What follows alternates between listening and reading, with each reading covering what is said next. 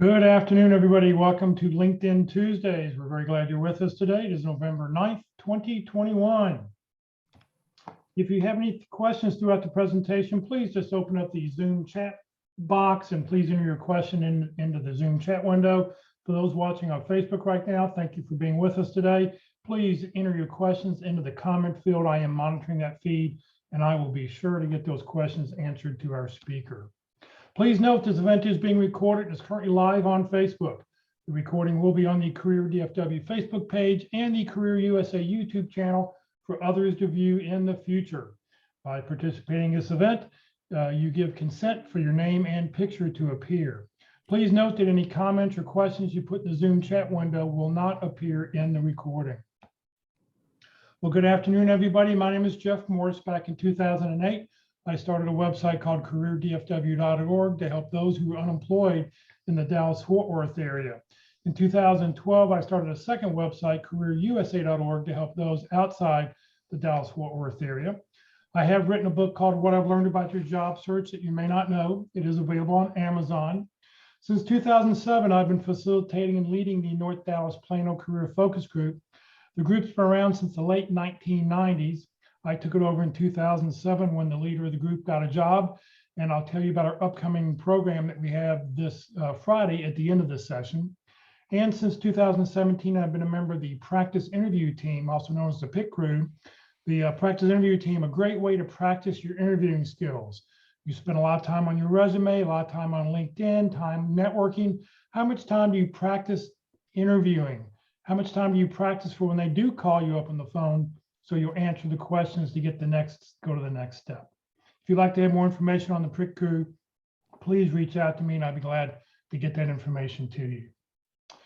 Well, for LinkedIn Tuesdays, we have 4 outstanding speakers who talk about LinkedIn. 2 of them are career coaches. One's got a marketing company, and the other one is an executive search retained search consultant. So today our speaker is Locke Alderson. He's a career consultant, recruiting consultant. He is going to talk about how to use LinkedIn for job hunting, strategies that get results. So Locke, thank you for being with us, and we'll turn it over to you. Well, good afternoon, Jeff. Thanks for having me on again today. Come on, there we go. Can everybody see the presentation? There we go. Yep.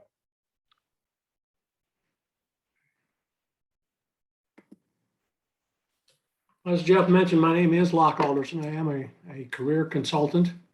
I have been for the last 20 years. It seems like a long time now, since 9/11. But that's when I first started, starting a group at our church, and we had to postpone for a week because of 9/11. So we're going to do that. But I also have 42 years in industry with companies like Oracle, Siebel, Raytheon Systems here in town, and E-Systems, which merged into Raytheon. And then out in California, I was with Rockwell Microelectronics, Litton Data Systems, and Continental Airlines, among others. So I've had a varied career. In my career, I've also been a job hunter at least 6 times in my career. And so I offer a perspective from that angle, taking a look at LinkedIn. I'm an early adopter for LinkedIn, probably started back in 2004 or 5, something like that. So I have an early number if you have those numbers of name badges and things like that. For those of you that are on the program, if you'd like a copy of the presentation, my email address is right here, lockealderson@gmail.com. Just send me an email and I'll be happy to send it to you. What did I do, Jeff? Sorry, we still see you. You look okay. I don't want that. I don't want that.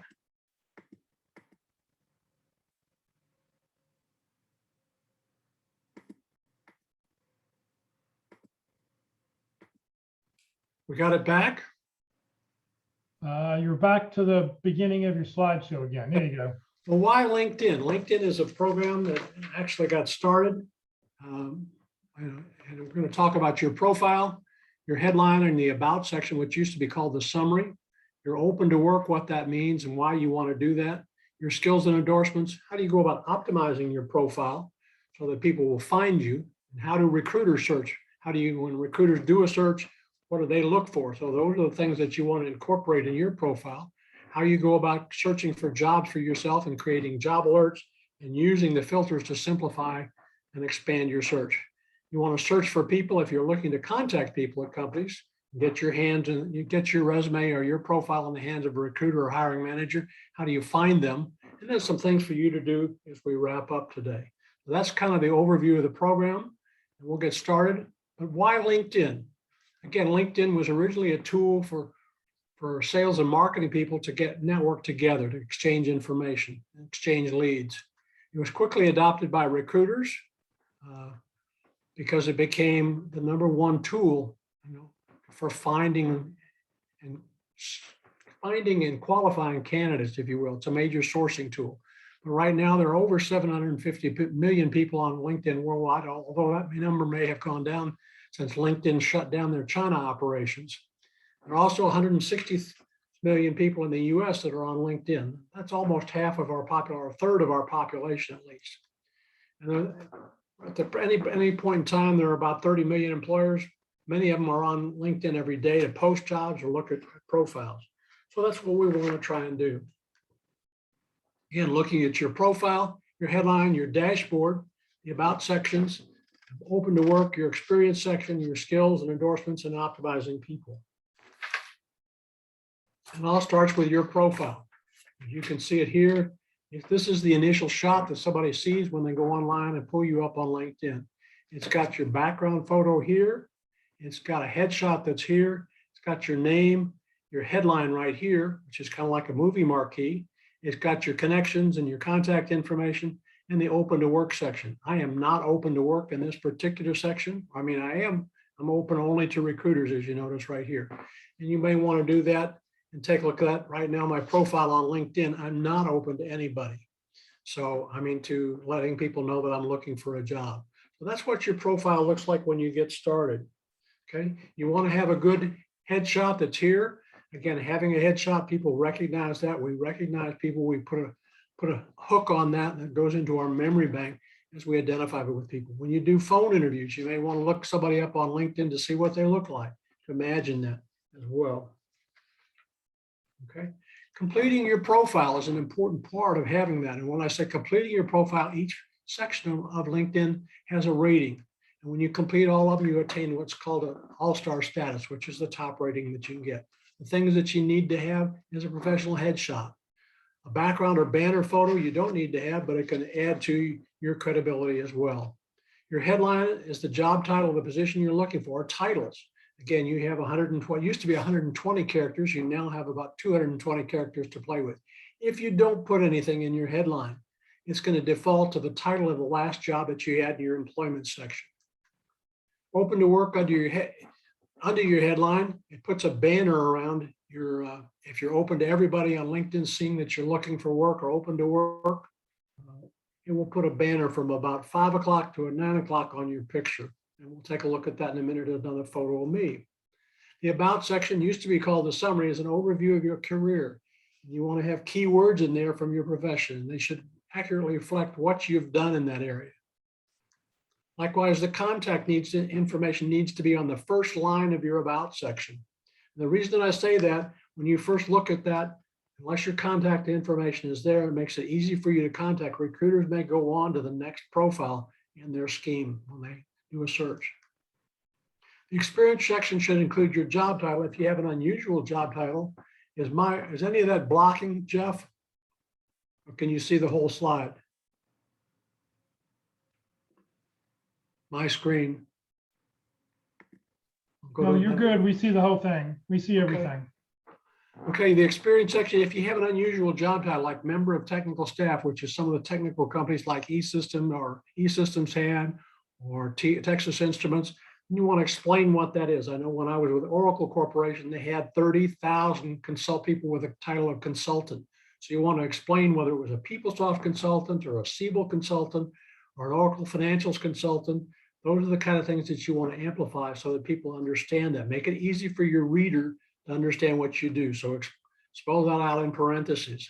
And the description of your duties and the result. Most of the resumes and profiles that I've looked at as a recruiter, it's probably over 1 million resumes, and I don't know how many profiles I've looked at. It simply talked about the duties or responsibilities someone performed. It didn't talk about their results of performing those duties. You also want the keywords from your profession. You want your skills from your profession included and endorsements. Again, somebody endorses and says that you've done things, and we'll take a look at some of that when we look at my profile a little bit later on. Your education awards, certificate, and professional development. You want to include what you've done since you got that college degree or that certification. What have you done to keep current in your skills? That's what recruiters are looking for. They want to know that somebody has got the current skills that they need for the job so they can hit the ground running. And recommendations, these are like letters of reference. The more of these that you can accumulate from bosses, coworkers, the better. And we'll take a look at some of those as well. You want to edit your public URL, your URL. You have a URL that's assigned to you when you join LinkedIn. Here is mine, less the numbers usually after your name. It'll have 8 to 10 characters after that, symbols and special characters. And so you can go in and edit that by going in and clicking on edit your public profile up here and put in the name that you want. If it's John Jones, there may be a lot of those. I know at least 2 Jeff Jones who were pastors here in the city of Dallas. So that's something that you have to identify. And if that's Jeff Jones Jr. or Jeff Jones senior pastor, could be something that somebody puts after their name to identify that, or MBA or CPA. Those are the kind of things that are there. If you should get a green check, that's okay. If somebody other Jeff Jones has got that name, they'll give you a red check, so you have to keep looking or keep trying. Again, is your profile really public? The things that you want to do in that, you want to take a look at your settings, which is over here. When you go to look at your name under me, and look at that, before you view your profile, there'll be some account information and some settings that you can take a look at. Some things that you want to look at in particular is to open up your profile to let people know that you're available, who can see your email address and your phone number. And you may want to limit those people who can see your connections, because many of your connections will be people like you. We tend to have connections with people doing the same type of work. And that makes it easier for recruiters to build a recruiting list of other people they can contact with similar skills. So you may want to close that down while you're in a job hunt mode. Again, getting back to your profile, you have 6 to 10 seconds to get the reader, the recruiter, or hiring manager's attention. A number of things stand out. I noticed the background photo here, similar to the background photo on my picture. If you look at that on our presentation this morning, I have the open to work banner open right now, and that's where it says from about 5 o'clock around to about 9 o'clock. You'll see that. I'm open to work. It allows you to add additional titles that you may be looking for that are right here. In this section right here in your headline, again, you have 220 characters to play with. Many people will only have used 60, 80 characters in that area. And you're shortchanging yourself by not using more. And notice by having that open to work, it's open to all LinkedIn members. The additional details that are available there, and somebody would click on that, the type of work that you're looking for, permanent work, for full-time, part-time, consultant, those are the kind of things that are available that you can tell somebody about, and the geographic areas that you may be interested in, particularly if you're looking for other parts of the country.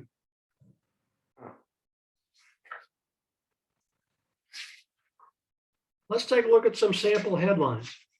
Unemployed and retired, nothing wrong with those except that they have a negative connotation. And when I say that, again, you can be honest, but you don't have to be totally honest in situations. When somebody's put unemployed, like these group of people, you see what it looks like. This is not the most positive impact on people when they look at your profile. There are other ways that you can get around that. Seeking new opportunity is another way that you can say, well, that's fine, but it doesn't define what you're looking for. Again, we live in a rapid society where you may have, when you look at your email in the morning, you may have 80 or 90 emails. I know I had 120 in mine, one account this morning, and I went through and looked at all those and deleted, I think, all but one of those 120. So we're doing that. We look at the name and the subject line and then go ahead and eliminate. Same kind of thing when somebody looks at a profile. Seeking new opportunity doesn't tell them anything. So you want to give them more information, particularly since you have 220 characters to play with. That's about 60 characters right here for seeking new opportunity. Formerly VP of Finance, more definitive, talks about somebody's areas of expertise in finance and at executive level, but formally says that they're not working now. Again, a negative connotation of that you may not want to use. Experienced digital design engineer, seeking new opportunity. Better, talks a little bit more about their area of expertise again, that they have experience. They don't seek to define it, but it gives you more of a clue of what their background is. Here's another one that's a little bit better. A social media strategist. I've used a pipe character on this example, and that's a shift key above the enter character on your keyboard. If you use the pipe character, you want to add a space on either side of that right now to allow that to be a searchable term. Okay, otherwise, if opportunities, pipe character and print were all together, that is not a searchable term that I've ever used as a recruiter. Supply chain for procurement and profession. This one is particularly short, but I think it's succinct and to the point. It's concise. It tells people the areas of expertise that somebody has. It doesn't go into a lot of detail. But if somebody's looking for somebody with that kind of background, a recruiter is going to delve a little bit deeper into the profile. They'll click and see more.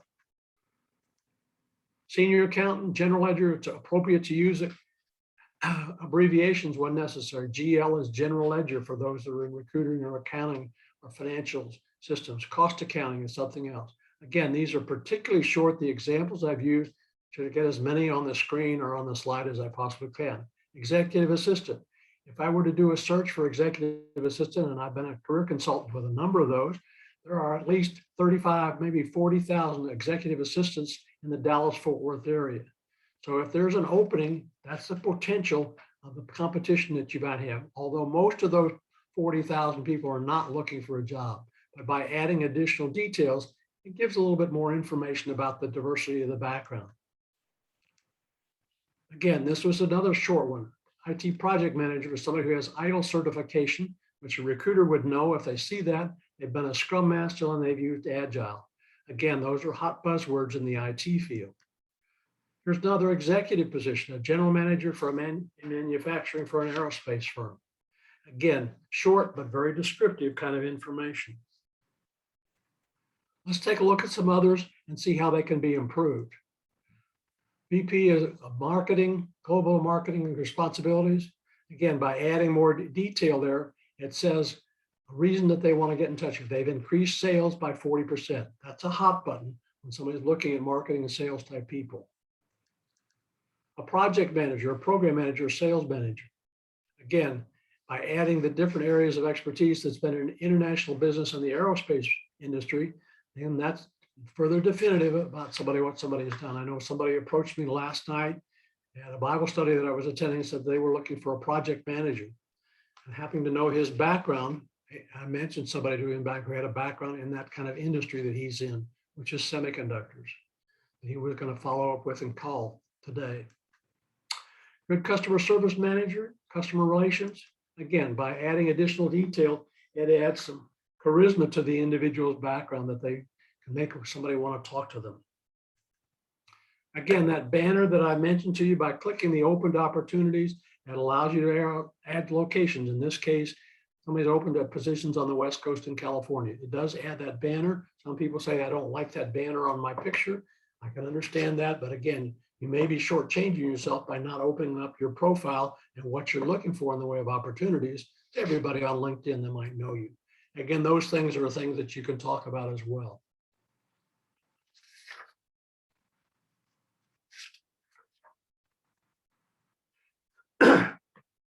One of the things I wanted to mention about it is your dashboard in the featured section. This is taking a snapshot of my dashboard. You notice who's viewed your profile over the past few weeks, how many times have people looked at postings that you may have had, and how many times you've appeared in search appearances. If you were to click on, well, before we go to search appearances, there's also a section where you can add things in your feature section. Maybe it's a copy of your resume or copies of presentations that you've done. Or if you have a portfolio, my son is a digital design engineer. He has examples from his portfolio of different digital design things that he's been involved with. But if you were to click on this search appearances right there, one of the things that will show up, it will show up a couple things. It will tell you where the searchers work in the cases for looking. This is the term that they may have used. Now, they may have been looking for me as a recruiter to help them find a job, or that may be a company that's looking for a recruiter. In that case, it's a little bit harder to tell. Again, in some cases where you have other words, you can find words that a recruiter has looked for you. Again, they've been at these kind of companies. They may have used the word accountant or controller or sales representative. But these companies over here, they may not be job, but people at those companies may have jobs for your kind of profession. So they may be on your target list to keep aware of, so that when they post jobs, that you can be notified of any postings that they have in your career field. Let's take a look at your summary section.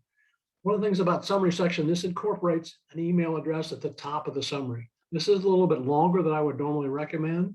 Normally, I would say that the narrative material, the first 4 or 5 lines is what you want to keep it to, but this is a well-written summary of somebody's background. They've used the word FP&A, financial planning and analysis, that you notice down here, that's an acronym. And when you use an acronym, it's good to spell it out the first time you use it. Some like FP&A or CPA are ones that are commonly recognized, or MBA, and are searchable terms. But that's something that you may want to take a look at. Here's some other summary examples. You can use first person. Resumes, people generally tell you don't use first person. I mean my, you don't want to do that.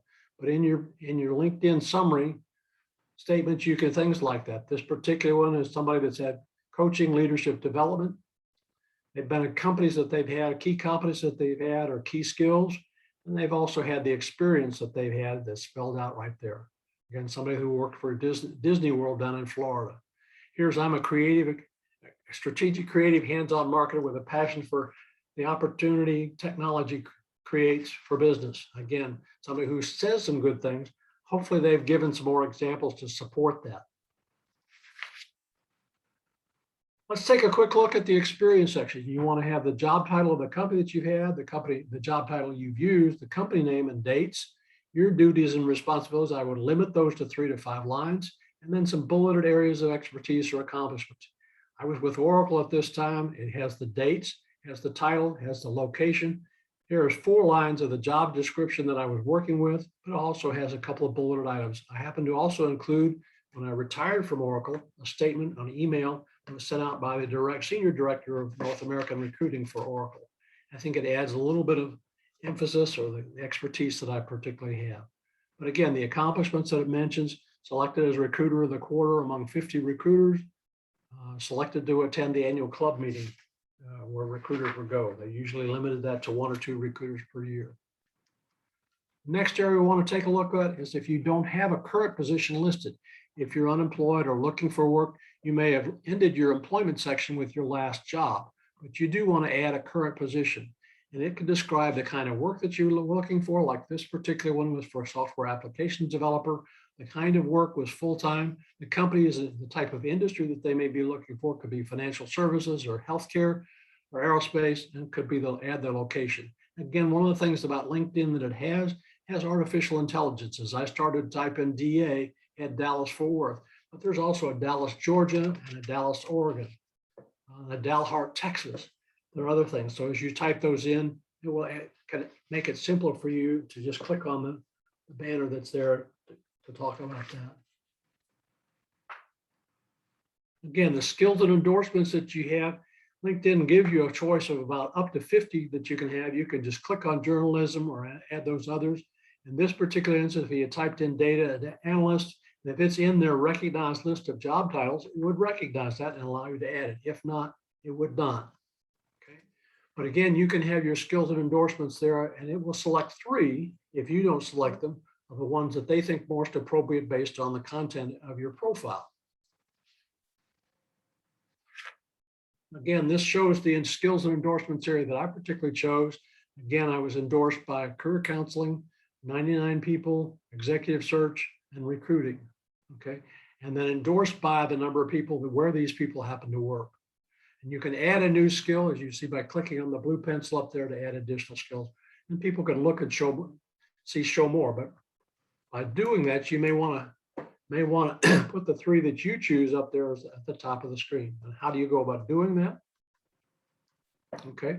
Well, when you do that, again, I have 49 skills listed. Again, the top 3 will be up here by clicking on or holding down the push pin there. I can release that career consulting to drop it down into the group below. By clicking on the push pin down here, I click on that and it will bring it up there. You can use the bars over here to the right to drag and drop these 3, which one you want to appear on top. Again, the same thing here. If you've got a long list in industry knowledge or other skills, you may want to put the appropriate ones toward the top of the list, drag them up to the top of the list.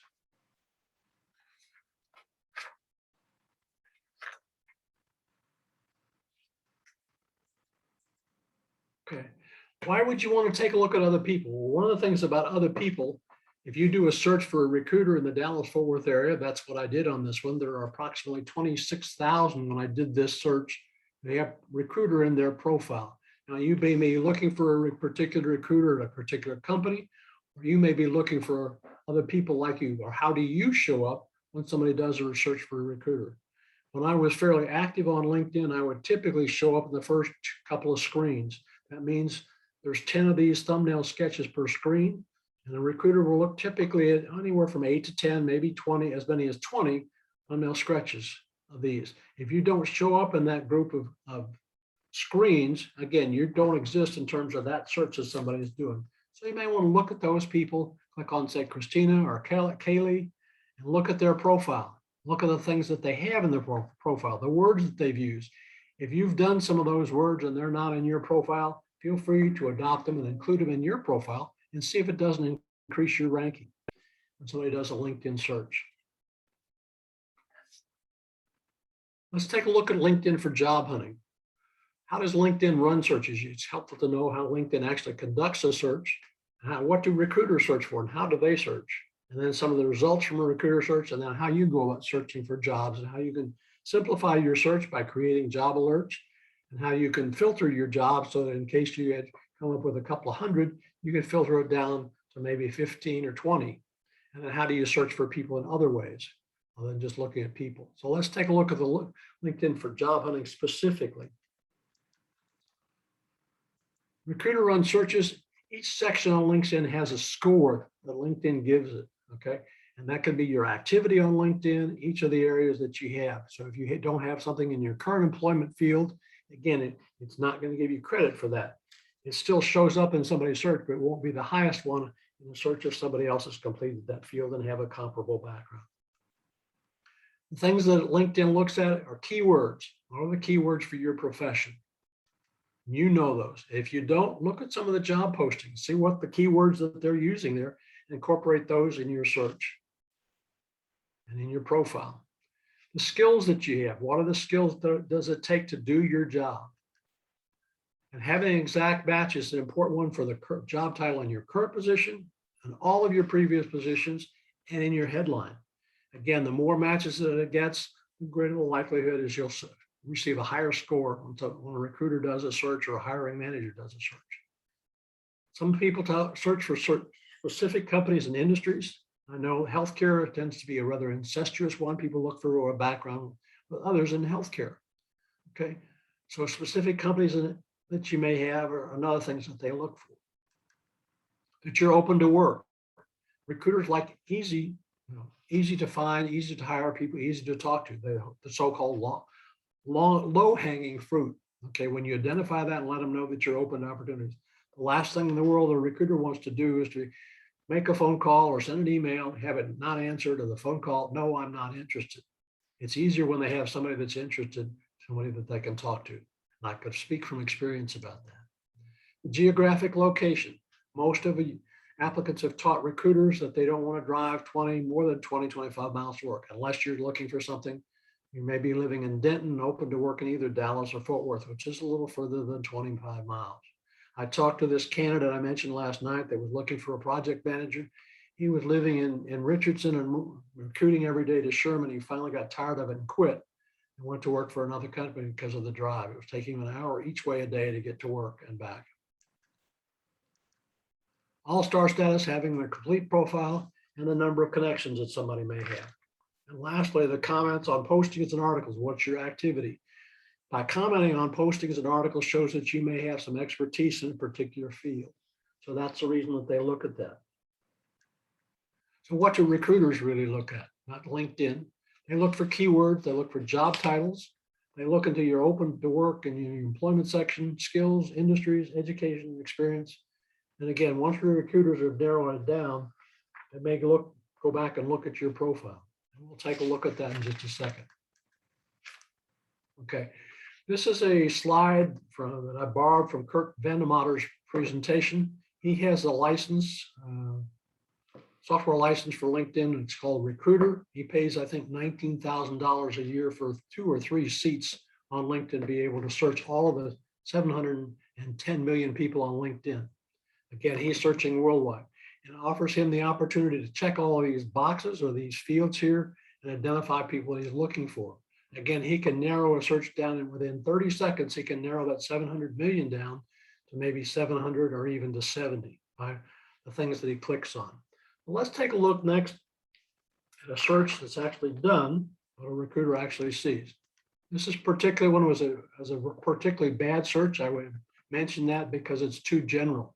He's looking for accountants. By doing that, he's defaulted and not adding a location. So he's gone the whole United States, and he's identified almost 4,300,000 people in that search. That's too big a search for anybody to take a look at. One of the things that they do is to go ahead and add additional qualifications for the search. And let's take a look at another search result. In this particular one, we're looking for a product manager or senior product manager in the Seattle area, again, locationally, or possibly from the San Francisco Bay Area. They have a background in product management and product marketing, and perhaps competitive analysis was one of the other terms that he looked at.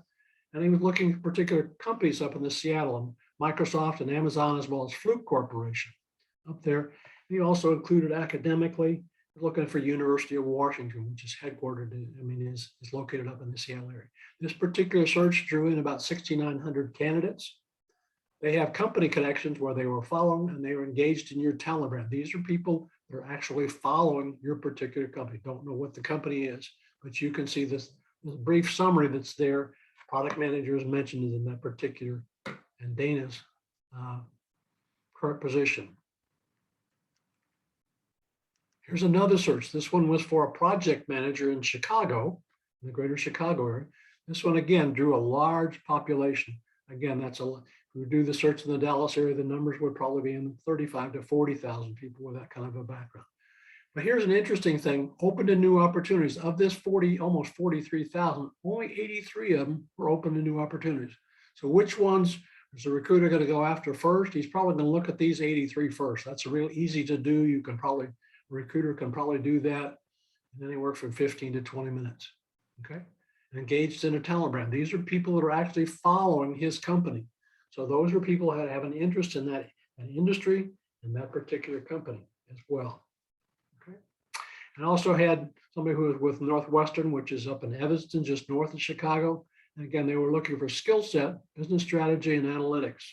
The other things that they had in terms of that were skills that are looked at over there. That's what a recruiter actually sees. Let's shift gears again and search for jobs now. When you go to LinkedIn, if you were to click on jobs, I have a very sensitive touchpad. Okay, you can search for jobs in a couple of ways. You can do the original search box, which is up here generally, or you can click on the jobs tab. If you click with jobs, and that's how I'm going to start today, it opens up a couple of search boxes, one of which is the search jobs and search location. You can enter a title in here, and it will, if you just click and then enter and search, it's going to default to the United States if you don't enter a location. Okay. Well, let's look at the one for a senior accountant in Plano, Texas. I happen to enter a location. In this particular one, the location was 25 miles. That's the default setting that LinkedIn has, as do most job boards, because that's what applicants have taught recruiters. I don't want to drive more than 25 miles to work. So recruiters limit their search to 20 to 25 miles, unless it's a position that involves travel or possible relocation. There's some ways to get around that 25-mile limitation. If you're actively looking for a job, like in Dallas, and you live in Denton, one way to do it is to list your location as the Dallas-Fort Worth metropolitan area, and you get your preferences. Again, but these are some of the things that are there. This particular search drew 144 results. Again, you can click on that, and then you can look at that and add filters. All filters is the tab over here. And if you do that to filter the jobs down to eliminate some, this is the filter screen. LinkedIn now limits the filters area to half a screen. This is an older slide view of all job filters. The one that I suggest most people to use right away is just to limit your search to the last week. The reason being, the average response time to a posting, the first response is usually within 2 or 3 minutes. And there can be as many as a couple of hundred within the first hour. Possibly you've encountered where you've found a job, you've seen it, you go back to try and find it again and it's gone, or you find it in a note that this job is no longer available. So again, that's one reason to go for the past week. Those are fairly fresh jobs. Unless it's a difficult to find position or difficult to find skill set, again, those you may want to open it up to a month. If you use anytime, it's a list maybe of companies that you can add to your target list of companies because they maybe have been looking for somebody like that as well. But those are just some filters that you can use. The salaries area is something that I think LinkedIn picked up from Indeed.com, and that can limit the salaries down. In this particular sense, there were, I think I searched for recruiter, and there were about 25,000, but you can notice where those jobs were. You can do the easy apply, some filters over here. This easy apply, if you click that and it just takes your profile, that's not what you want to do. If you easy apply allows you to include a resume, which you've tailored a little bit to the particular job, that's something that you may want to consider. Again, you can choose the type of job, whether it's full-time, and most jobs that are posted are going to be full-time, but there are going to be some contractual positions, some part-time jobs, some temporary, volunteer kinds of work. You can notice location for this particular one. You can notice companies and particularly industries as well. So those are some different filters that you have. You can apply those. And if you don't want them, you can click clear and it'll take you back to your original search for a recruiter in Dallas County. Again, one of the other things about searching, when you've created a job alert, you've done that recruiter in Plano, Texas, within 25 miles, there's a job alert button that you can do right here. If you click it, that radio button, click it and it'll move to the right. You have an option of daily or weekly. You want the notices for any new jobs that are posted to come to you daily or weekly in your email. I still get some of those because for some reason, I think I get them for some of the searches I've done for some of the candidates I work with, helping them to try and find jobs. Again, I get those every day. And you can look through those probably in 5 or 10 minutes in the morning. You can look at the thumbnail sketch and say, no, yes, no, yes, no, and proceed further. But when you've done that, it's going to have that turned on just like that. And again, there's an easy apply button right there for an executive recruiter in Plano with this recruiting firm. Networking is important. Again, you might say, well, how does that apply with job hunting? Well, one, you're going to search for people. They want to send their resume, send them your resume or your profile, or contact them about job to find out information about the job. So these are the things we can take a look at. There's a number of ways to do that. The first one is in that search box. Carol Brickle had done a search for me on mine, just my first name, and you notice the number of times it appeared. It may be a more difficult search because this is a very general search, but again, I have an unusual name and it drew, I don't know how many responses, but again, my name, there's some firms as well that are listed there as well. But that's one way to do a search for people in the search box. Another way is to look at the people section. Again, this jobs tab over here, if you click down on that, you can search for people. Okay. So in this particular situation, we're looking for people. That's a way to do it, and search for people. Again, by clicking here, it's people, and then you can add a location in the Dallas-Fort Worth area. Again, Dallas-Fort Worth. If the area is not noted there, you can put in a location there and then show results on the filter. The third way to search is by looking in your own network of people. My network is about just over 6,000 right now. And if you do want to link in with me, send me an invitation. Say that we saw each other, or you saw my name, or you were at the presentation for LinkedIn on careerdfw.org. You can search your connections and do that. And again, use filters, the 2,600 people there. If you do that, that gives you a filter screen. I can't guarantee that the screen is going to quite look like this because I think it's just half a screen now. But you can, again, limit. They were looking for somebody that had a background at in talent acquisition. The company that they were looking for, I think, was Lennox. Yeah, Lennox International in Richardson. So that's a way to search for people as well to get in touch with. Another way is to search for companies. Do a company search. And then with a company search, visit their website. When you get to a company's profile, it's going to have a people tab. And when you click on the people tab, as you see below, they have 510 employees and where they've lived, et cetera. If you click on that people tab, you can do a further search and say, okay, in the Dallas-Fort Worth area, there are 129 people in the Dallas-Fort Worth area and that live here that work for that company. And then it's located over on 190 here in Richardson. Okay.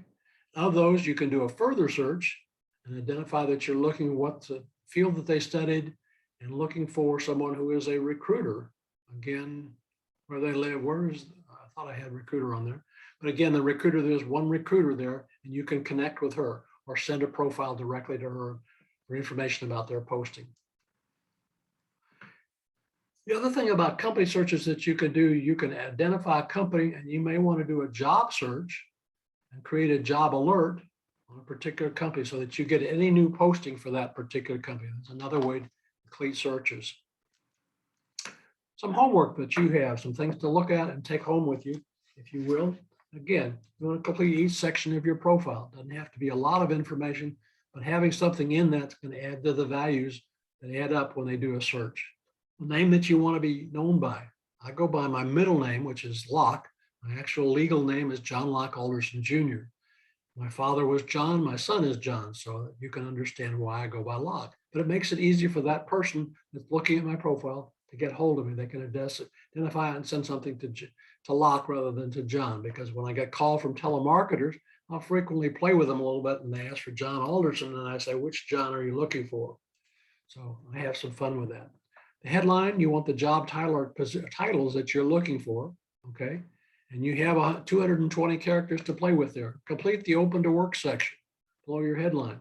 It allows you to list 5 titles and lets recruiters know what kinds of opportunities that you're open to. Do include your phone number and email address on the first line of your profile, the about section. Make it easy for me to contact you. Even if it's at the bottom of your profile, of your summary section, I still have to do more clicks to try and find that phone number as a way to get in touch with you. So put it at the top, even if you already have it at the bottom. The experience section, use the job titles, duties, and the results. The results are important because they add credibility to your experience. Keywords from your profession and the skills that you have.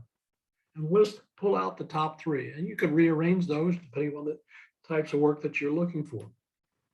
Then do a people search in your geographic area. Again, there's a typo there. I'll try and correct that the next time. And so you find out if you show up on the screen. If not, do some work on your profile, see if you can upgrade it. Again, if you want the presentation, it's lockealderson@gmail.com. Jeff, let's take a look at some other people. Well, first, there's a good question here. Mitch has a good question, and he's not on the line with us. He dropped off. He says, I've had criticisms about putting open to work on your profile picture. I was told it doesn't look good putting that on. What are your feelings? I mentioned that some people don't like that horse collar banner, like a banquet of roses, like the horses when they win a race. But again, it does let people know that you're looking. I don't think it detracts in any way from people. But again, if you don't, just don't put it, but let recruiters know, because they fill jobs too. Remember, I mentioned how many recruiters, there are over 1 million recruiters that are on LinkedIn at any given point in time. Well, I want to add a couple comments to that. Number one, I would go and ask the other person, first of all, is the person who told you it doesn't look good, are they employed or unemployed? That's the first thing I'd want to know. The second thing I'd want to know is if they were employed, I would go and ask them, so if I had all the qualifications that you needed, would you not hire me because I have the open to work banner on my profile? And then the third point is I want to bring up is that you want to let everybody know you're looking for work. You're looking for work. This is important to you, okay? And I would also say that probably, and I don't know the real numbers, but I'm guessing here, 50% of recruiters do not pay the recruiting package, $10,000 a year for a license on recruiters. So, I know of a firm here, Thomas Edwards Group, a bunch of they look mostly accounting administrative jobs. They have 30 people in the office and they do not pay a penny to LinkedIn to use the service. So what they're doing is they're just using the LinkedIn profiles, the LinkedIn connections that they have to see if they can find somebody. And if you don't put the open to work banner on there, they are never going to know that you're open to work. There's another question, Jeff, about open to new opportunities in your about section. I think that's worth doing. I don't know that it results, but anything that you can do that's going to generate interest in you, I think it's worth trying. Oh, I like what Scott put down. Those who are against it are outdated. Not having used any of that, I've included in some of the publicity. When I did the publicity for today's presentation, I included those things as well, so that people would know about the presentation. Yeah, I mean, I definitely think if you're open to work, you want to let as many people know. You know, you could have a contact or somebody who you used to work with who happened to just look at your profile and go, oh, I didn't know you're out looking for work, as they were just scanning through. So you want to let as many people to know that you're looking. All right, Locke, what do you want to do now? Well, let's take a look at some people's resumes. I'll try and pull that up. Let's share again. I'll see if I can share my screen. I've got that up. I thought I did. Okay, I'm online with LinkedIn. Can people see that? Yep, we can see Okay. that. So let's one of our visitors, is it Segaline? How do you pronounce that? You're on mute. Muted. Click your space bar. How do you pronounce your first? Segaline. Okay. Let's take a look at her profile, because I looked at her earlier, says she was signed on. Okay, we can take a look at it. Now, first thing that I notice is here, let's take a look at her contact information. This is very important. Remember, I mentioned to put your contact information at the top of your about section. If I were to try and click on her contact information, I have no way to get in touch with her. So you want to put something there. You can open that up to let people know that. If you're security conscious, you may not. But again, that's just something to be aware of, that you're not going to be, people may not have an easy time getting in touch with you. So if I were to click the other thing, the connect button, and I'm going to click that just for the sake of it. Normally, if you connect that button, it's sent, okay? Normally you want to add a note where you found somebody in a particular situation. So you're pending on that you will get an invitation from me. But let's take a look further at your profile. Okay. Again, the about section. I would list some other things, but again, notice that it only shows the first 3 lines. To click more information. You have 2,000 characters in your about section to play with. Again, it may also be in your profile in the employment section, but again, looking for that kind of information. Looking at this, the implication of this, an American organization with international development.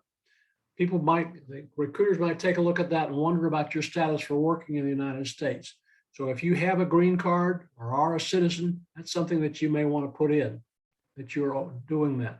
Because otherwise, recruiters are going to want to know if they have to sponsor somebody, that costs money. And again, right now, sponsoring for green card, I think, is running about $10,000 to go through that process, and can last up to 6 months to get the green card.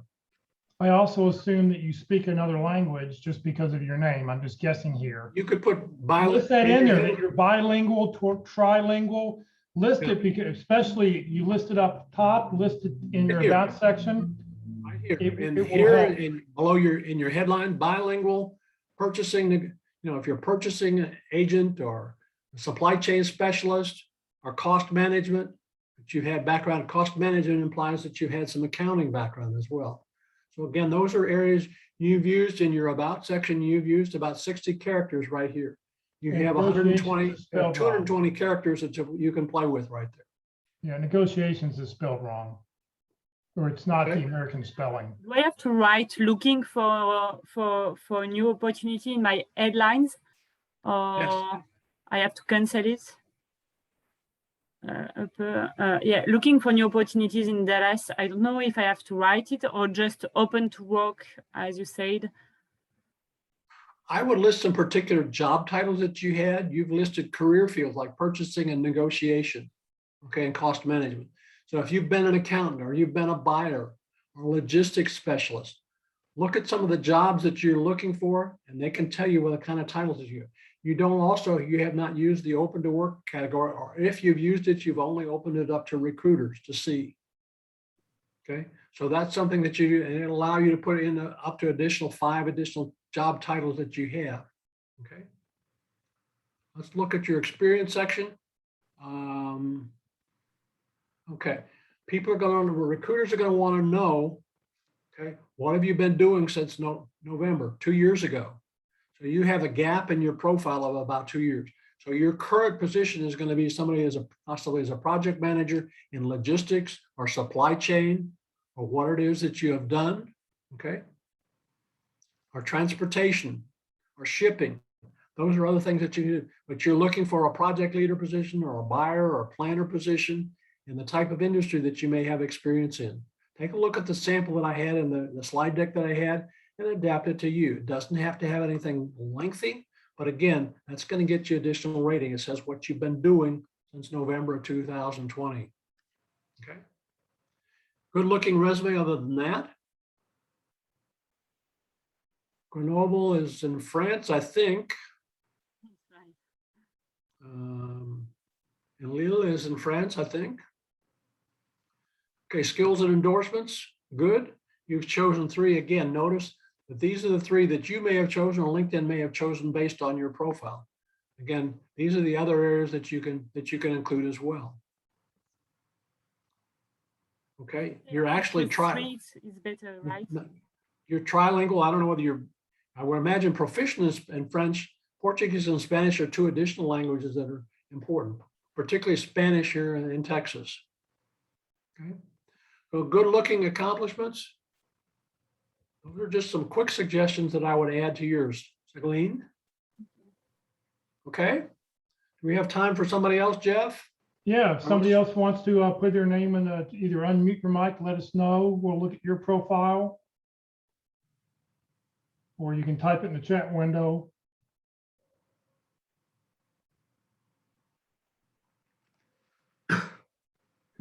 Anybody else like to have us take a look?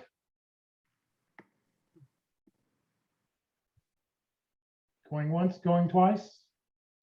How about looking for a job? Yeah, give us the name of a company you'd like to be employed by.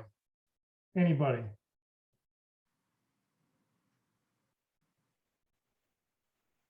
Name of a company, job title. How about a job title?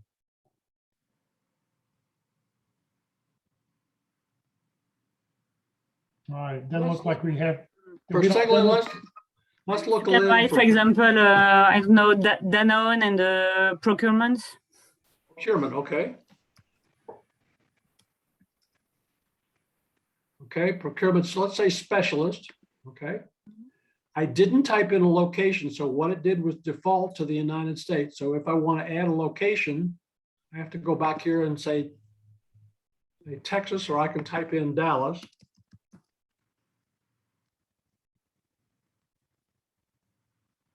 Again, Dallas County, Dallas, Georgia, Dallas, Pennsylvania. I didn't know about Pennsylvania. So let's choose the Metroplex. And again, one of the things that you may want to do, again, I mentioned the filters. There were 1,700 results.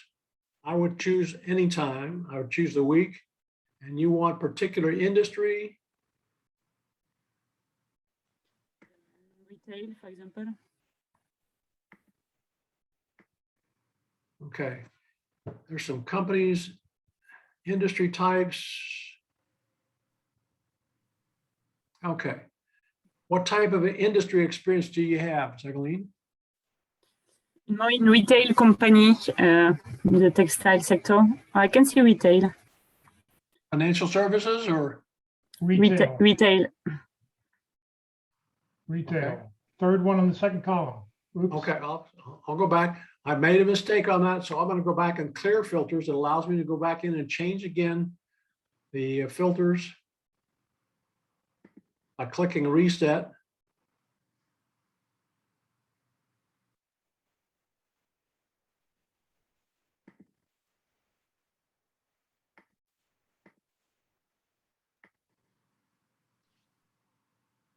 Associate is a beginner for the level.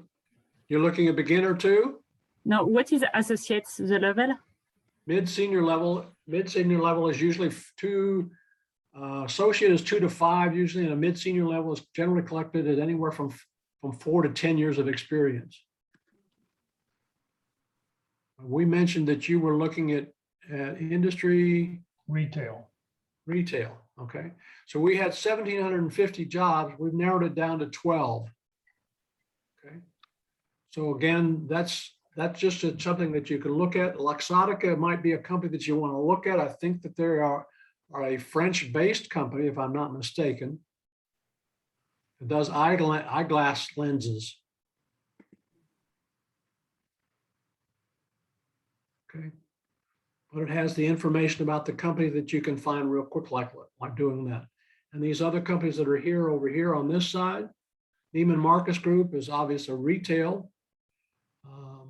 Alcon Labs is in the pharmaceutical industry in Fort Worth. Michael's Stores is hobby, like Hobby Lobby and those kinds of things. Something that you can take a look at. Somebody else want to take a look at a job. Hopefully that's been helpful to you. Yeah, Yes. we've got somebody who wants us to look at his profile. So, Okay. Yes. Yeah, this is Ryan. yep, we will pop you in here. So Ryan, R-Y-A-N, last name D-A-U-L-T-O-N. Yes. Sorry, spell the last name again for me, Jeff. D-A-U-L-T-O-N.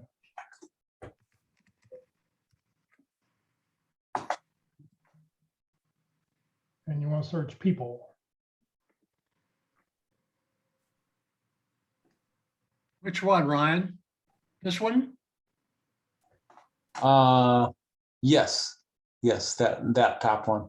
No, the top one. Top one. Okay. Again,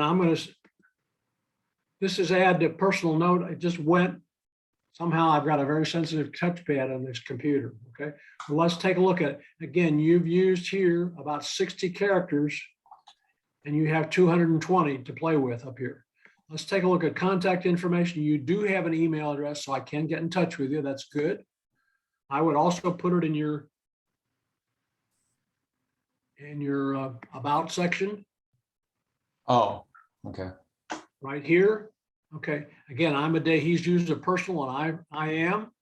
He's listed some accomplishments with asterisks. I'd line these up, take these out, cut and paste this so that the asterisks, because you've got some hanger, so what they call widows and orphans there. This organized so that it's lined up so that the asterisks are separate. I'd add a character between the asterisk and the highly as well. Oh, wait. So what do you mean about taking the asterisks out and lining it up? No, not taking them out. Add a space after the asterisk before highly. Oh, Makes it easier to read. You're trying to address the reader to make it easy for them to understand. right. Okay. He's open to work, and here are the details for open to work. Okay.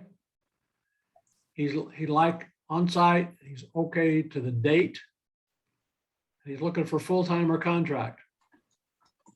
So that's what you can see with that kind of information in the open to work. Okay. And what were you saying I could add to the top part that was like 200 or so characters? What are the okay? You've listed business systems analyst, SQL reports, developer, nonprofit role preferred. Again, what are some of your industry background that you can tap into? And what are some of the other job titles that you've used? You've mentioned some here. I see. Report developer, business systems analyst, technical business analyst, or some other category. And some of the job titles, what are some of the job titles that you've got an interesting background location, okay, which I think is it's going to attract some attention. People are going to be a little bit curious. Okay. Let's take a look further down your background. These are kind of interesting highlights about you. Again, I don't know that they add a lot, but they might pique somebody's interest as well. Okay. Currently working full-time, that's good. Again, it doesn't seek a new opportunity. Okay. You might put the nonprofit again, nonprofit is one of those categories that you can look at in terms of industries as well. And also, I think I would spell out BI or SSRS. You can have it both spelled out and abbreviated, because you don't know what the recruiter is going to type in when they're searching for it. Yeah. BI or business intelligence. Okay. Good point. And which version of SQL have you used? You know, is it because Microsoft has one, and then there's at least one or two other versions of SQL that are out there. Tyler Technologies, you mentioned that. Okay.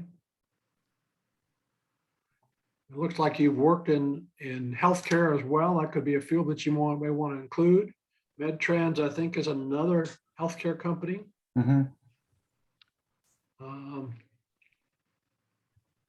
And you've done, looks like Youth Villages, it was probably a nonprofit.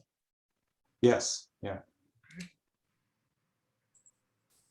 Again, you've got a degree in electrical engineering. I don't know whether that's electrical engineering and computer science.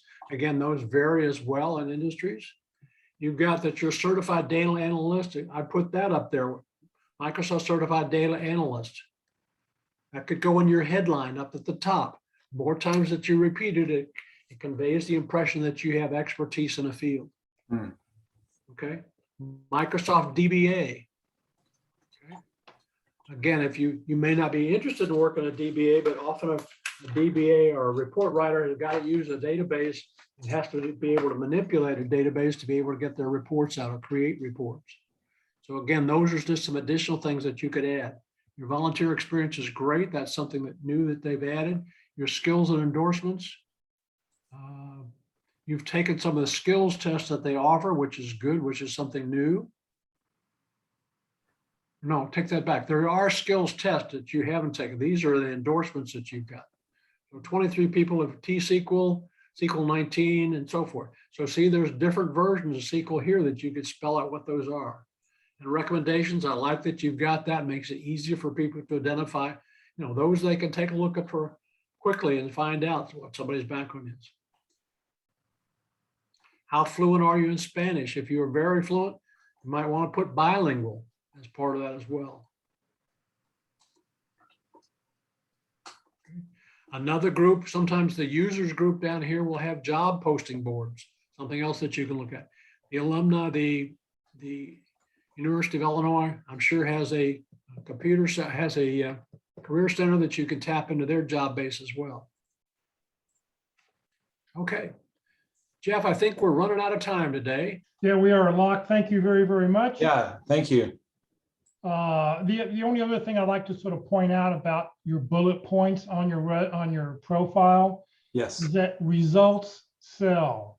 So when you look at a bullet point, and this is for everybody, when you look at the bullet point on your profile or on a resume or LinkedIn, ask, so what?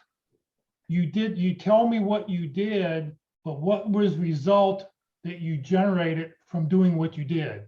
And when you can show that to somebody and a recruiter sees, oh, well, this person's they told me they did this, but then here's the result they had. There must be a good story here. I'm going to make sure I ask them about this when we talk. So if you can put some results of, I did this and the result was X, it will make a big, big difference. Well, thank you very much for your time today. Next week, Terry Sullivan will be with us to talk about how to tell your key contacts and prospects who you are, what you do, and how you can help. Terry is going to approach LinkedIn from a marketing standpoint, how to market yourself. He doesn't get into job search or that, but how to really get your profile up to snuff to make it all you can be. Please note, though, that Terry does not allow his presentations to be recorded. So if you want to watch it, you will need to watch it live. Okay, I need everybody to please raise your right hand and repeat after me. I, Jeff Morris, promise to always send a personal note whenever I send a LinkedIn request to connect with anyone. This includes when I use my cell phone or my computer. Locke violated that twice today. Twice. He has a new computer and he wasn't paying attention, but when you want to connect with somebody on LinkedIn, look for the blue connect button. Whenever you see a blue connect button, you can always send a personal note. I get connection requests every day. And if you don't send me a personal note, I am not going to connect with you. All right, Career DFW and Career USA, we're putting on training 4 days a week. Thank you for joining us today on Tuesday. Tomorrow for Interviewing Wednesdays. During the month of November and December, we have a special guest series that we're doing. These are just one-off speakers that'll be talking. Gail Bridgman. She's excellent, by the way. Gail's done this. I've heard her presentation live when we did Frisco Career Transition Workshop. She does a great job. Yeah, this is a really good basic job on interviewing. She'll be talking about tomorrow. Our 13-part workshop that we did are all recorded, and I'll show you how to get to those in just a few minutes. On Thursday, it's the second Thursday of the month, so we'll be talking about networking, how serving turns into networking opportunities with Heidi Torres.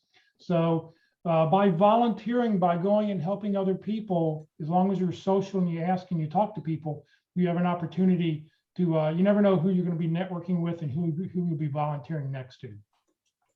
This Friday at the North Dallas Plano Career Focus Group meeting, it's hard to believe, but Career DFW next week will be turning 13.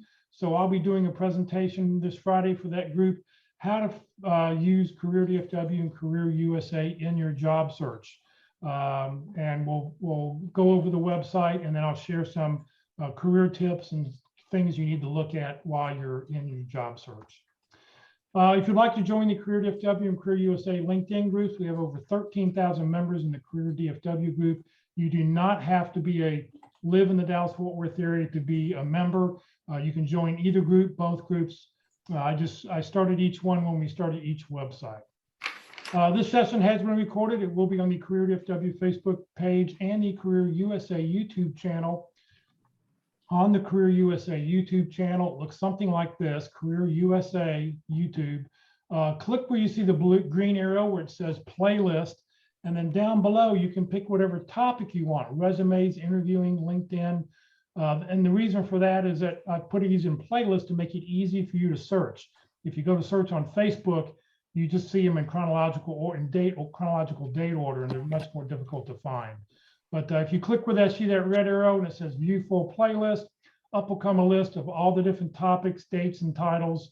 And that way you can find the most current presentation that's been given in that category. If you're not receiving emails about our workshops and you'd like to join the Career USA mailing list, you're welcome to send an email to Career USA, the +subscribe @groups.io. I'll put that email address up here at the very, very end. What you will get, you'll never be spammed, but what you will get is the topic of the day, the title of the day, and most importantly, the Zoom link of the day. So you can just click in the email and you'll be able to get right and join us every day when we do our presentation. So please remember, Career DFW, we're a 501c3 nonprofit organization. We have no full or part-time employees. All of our speakers, Locke's a volunteer, I'm a volunteer. Everything I've done over the last 13 years has been just here to help you land your next great opportunity. Please consider making a donation when you get your next job. So thank you very much for joining us today. There's that email address if you'd like to join the mailing list. And Locke, thank you very much. Have a great afternoon, everybody. Jeff, one last thing, if people wanted the slides, it's lockealderson@gmail.com. Great, thank you.